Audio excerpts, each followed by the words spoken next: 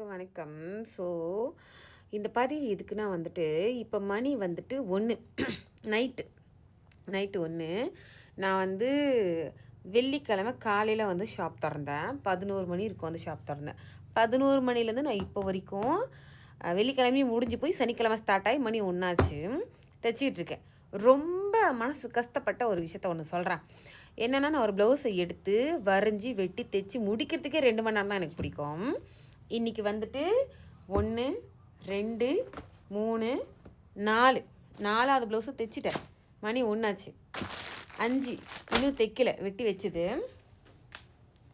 6. இது எல்லாமே நான் நாளைக்கு கொடுக்க வேண்டிய ப்ளவுஸு. இப்போ தைச்சிக்கிட்டு இருக்கேன். 2 மணி நேரத்தில் தைக்க வேண்டிய ப்ளவுஸை நான் 3 மணி நேரம் 3.5 மணி நேரமாக தைச்சேன்.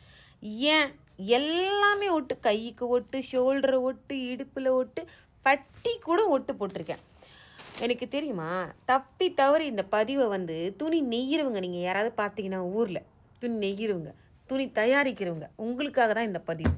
தயவு செஞ்சு நீங்கள் உங்கள் மனசில் நினச்சிக்கிறீங்க, இந்த சாரியெல்லாம் நம்ம நெஞ்சணுமா, அப்புறம் யார் அவங்க பேருனா ஜோதிகா, த்ரிஷா, சிம்ரன், அந்த மாதிரி ஒல்லியாக இருக்கிறவங்க போடுவாங்கன்னு நினச்சிட்ருக்கீங்க போல இருக்கு. இல்லை, ஓகே, ஒல்லியாக இருக்கிறவங்க மட்டும்தான் போடுவாங்கன்னு இல்லை. நம்ம ஊரில் இங்கே மலேசியாவில் குஷ்பு மாதிரி, அப்புறம் நமிதா மாதிரி, அந்த மாதிரிலாம் ஆள் இருக்காங்க. துணி பற்ற மாட்டேங்குது. என்ன பண்ணுறதுன்னு எனக்கு தெரில. ஒட்டு போட்டே எனக்கு அங்கங்கே பிளாஸ்டர் போடணும் போல இருக்குது. அந்த மாதிரி இருக்குது. டென்ஷனாக ஆச்சு எனக்கு கொஞ்சம் நேரத்தில். ஏன்னா மணி 1 ஆச்சு. இப்போ தான் வந்து நான் 5 ப்ளவுஸ் முடிச்சிருக்கேன். 6வது ப்ளவுஸை நான் எப்போ முடிச்சு, 7வது ப்ளவுஸை நான் எப்போ முடிச்சு, எத்தனை மணிக்கு வீட்டுக்கு போயிட்டு நான் குளித்து சாப்பிட்டு படுத்து திருப்பி நாளைக்கு எனக்கு ஆரி கிளாஸ் இருக்குது. 10 மணிக்கெலாம் திருப்பி நான் ஷாப்புக்கு வரணும். அதனால் தயவு செஞ்சு கொஞ்சம் காசு 5 வெள்ளி 10 வெள்ளி கூட வாங்கினா கூட பரவாயில்ல, ப்ளவுஸ் துணியை கொஞ்சம் கூட கொடுங்க. 1 மீட்ரு துணிலாம் இப்போ பற்ற மாட்டேங்குது. யாரும் இங்கே சின்னதாக இல்லை. சின்னதாக இருந்தால் பரவாயில்ல, இல்லாதவங்க என்ன பண்ணுவாங்க? அதனால் தயவு செஞ்சு கொஞ்சம் ப்ளவுஸ் துணியை ஒன்று கொடுத்தா 1 மீட்ரு கொடுங்க, இல்லை அதை விட கொஞ்சம் கூட கொடுங்க. கொடுக்குறதே 1 மீட்ரு, அதில் ஏன் ஒன்று கம்மி பண்ணி கொடுக்குறீங்க? ஏன் அதுக்கும் சேர்த்து காசை சார்ஜ் பண்ணிக்கிங்க. 1/2 மீட்ரு கூட கொடுங்க, 1.5 மீட்ரு கொடுங்க. இதுக்கப்புறம் சாரி ப்ளவுஸ் துணி 1.5 மீட்ரு இருக்கணும். ஓகே, கொடுங்க. அப்போ அந்த சாரி வாங்கும் போது 1/2 மீட்டருக்கு சேர்த்து அவங்கள்ட்ட சார்ஜ் பண்ணிடுங்க. தயவு செஞ்சு கெஞ்சி கேட்டுக்கிறேன்.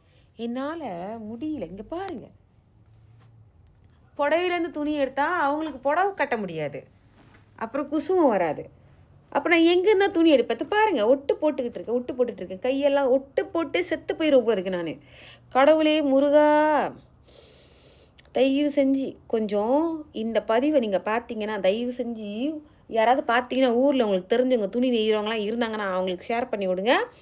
தயவு செஞ்சு துணியை கொஞ்சம் ப்ளவுஸ் துணியை கொஞ்சம் கூட கொடுங்க. கொஞ்சம் கூட கொடுங்க ப்ளீஸ், கெஞ்சி கேட்டுக்கிறேன். ஏன்னா இன்னைக்கு உண்மையிலே செம்ம டயர்டாச்சு. சாரியோட துணியை எடுத்து கீழே பட்டி வைக்கிற நிலமையாவது, அப்புறம் அதையும் வெட்டினீங்கன்னு கேட்பாங்க, அப்புறம் எனக்கு பத்தலைன்னு வாங்க. தயவு செஞ்சு உங்கள் மனசில் நீங்கள் நெய்யும் போது நயன்தாராக்கு நெய்கிறோம் அப்படின்னு நினைக்காம, நமிதா மாதிரி ஆளுங்க இருப்பாங்க, அவங்களும் அந்த சாரியை கட்டுவாங்க அப்படின்னு நினச்சிக்கிட்டு நெய்யுங்க. ப்ளவுஸ் துணியை கொஞ்சம் கூடியாக கொடுங்க. அதுக்கு அவங்கக்கிட்ட காசை சார்ஜ் பண்ணிக்கோங்க, ஒன்றும் பிரச்சனை இல்லை. ஓகே, ப்ளீஸ் ஒரு ரிக்வஸ்ட்டாக எடுத்துக்கோங்க. ஓகே, தேங்க்யூ வெரி மச்சா, தேங்க்யூ. கடவுளே முருகா.